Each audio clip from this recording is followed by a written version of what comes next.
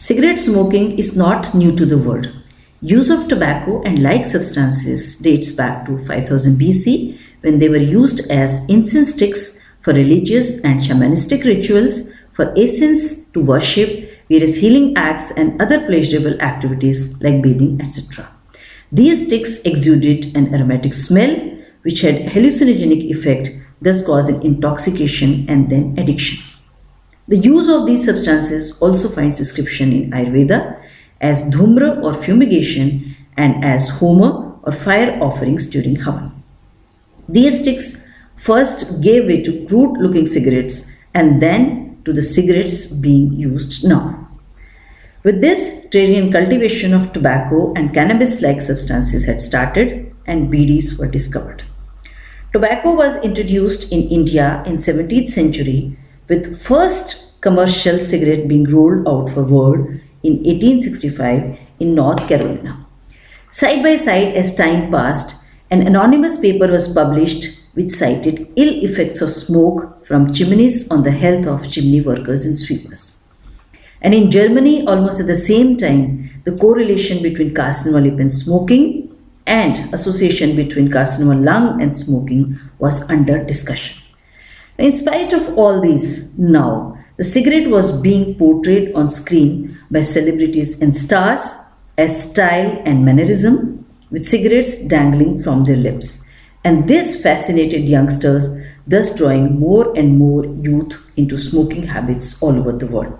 And somewhere in South India, in Goa, hoteliers were serving tobacco mixed with other substances to the younger population in hookah bars. And then came e-cigarette.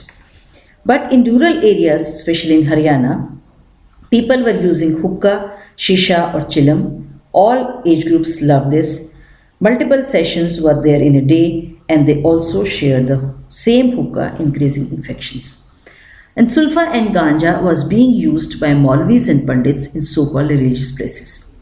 Females were also no behind and used hookah, especially in Haryana.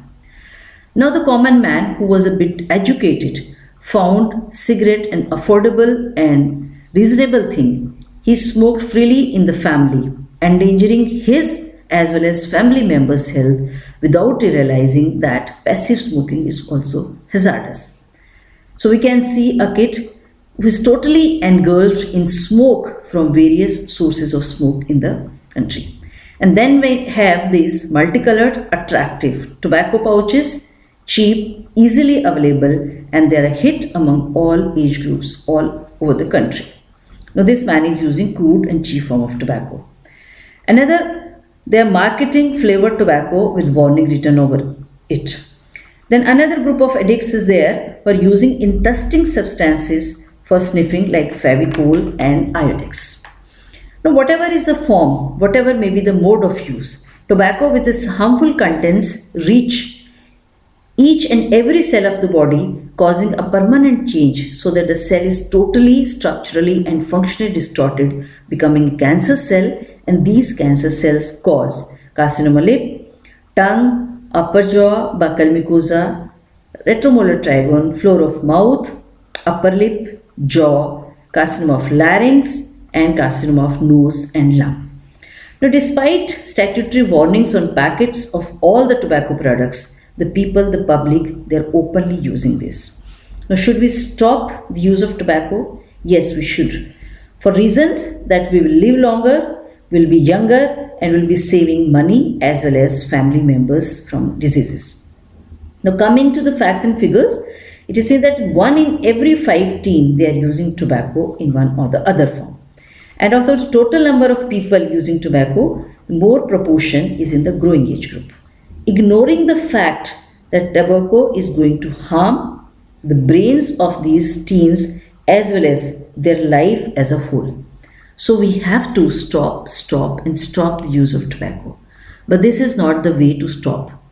Stricter laws are to be enforced and reinforced by Government of India, like our Finance Minister has already banned use of e-cigarettes. And COTPA will help us in this by prohibiting smoking in public places and by writing warning on the packets that tobacco is injurious to health.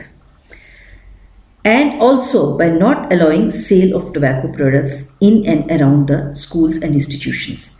District and state committees should also come together and make programs for this, and we should all give a solid, strong and a robust kick to the tobacco. We take out our entangled youth from the marsh quagmire of tobacco and convert this stuffy closed chamber of smoke to an open one where we can breathe in new air and sunlight.